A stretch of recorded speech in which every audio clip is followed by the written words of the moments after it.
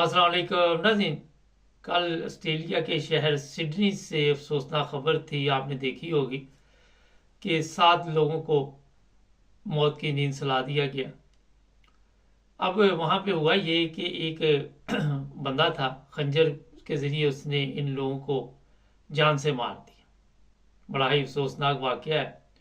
कई दफ़ा पाकिस्तान से या दूसरे ममालिक से हम लोग ये सोचते हैं कि यूरोप में या ऑस्ट्रेलिया में या न्यूजीलैंड में इस तरह का वाक़या नहीं हो सकता, मगर कहीं ना कहीं सरफिरे मौजूद होते हैं। कई लोग अपनी ज़िंदगी से तंग होते हैं और कई ये चाहते हैं कि कोई हमें मार दे, और फिर इसी सिलसिले में वो लोगों को मारना शुरू कर देते। अब ये बेगुनाह 7 लोग जो जान से चले गए, जो वहाँ पे शॉपिंग के लिए गए हुए थे, उनको ना कोई, मेरा ख्याल है कि पता होगा कि उनकी मौत इस तरह लिखी है।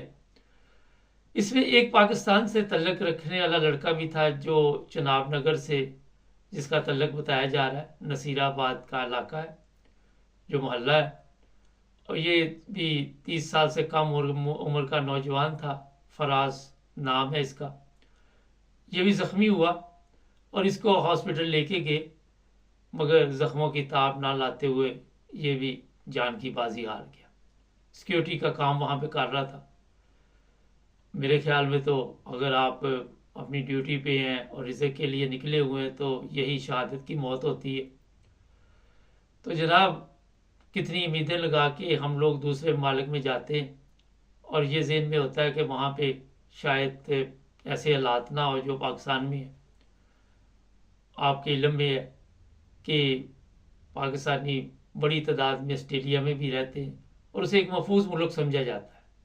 किसी हद तक बड़ा वो महफूज है। इस तरह का इक्का दुक्का वाक़या जो होते हैं वो वैसे तो बहुत कम है, मगर इनको कंट्रोल इसलिए नहीं किया जा सकता कि किसी का आपको पता ही नहीं है कि वो किस इरादे के साथ बाहर निकला है, उसको क्या परेशानी है। इससे पहले न्यूजीलैंड में भी आपको याद होगा कि इस तरह के ख़तरनाक एक वाक़या पेश आया था जिसमें बहुत ज़्यादा लोग जान से चले गए थे। तो जनाब, ये खबर मैंने कहा आपको मुख्तसर दे दे।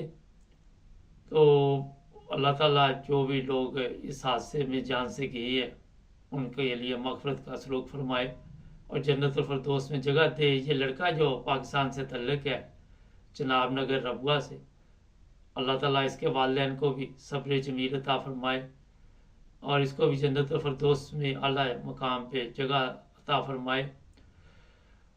हमारे चैनल को सब्सक्राइब कर ले, जुड़े रहे हमारे साथ, ताकि और भी हमारे प्रोग्राम आप देखते रहें।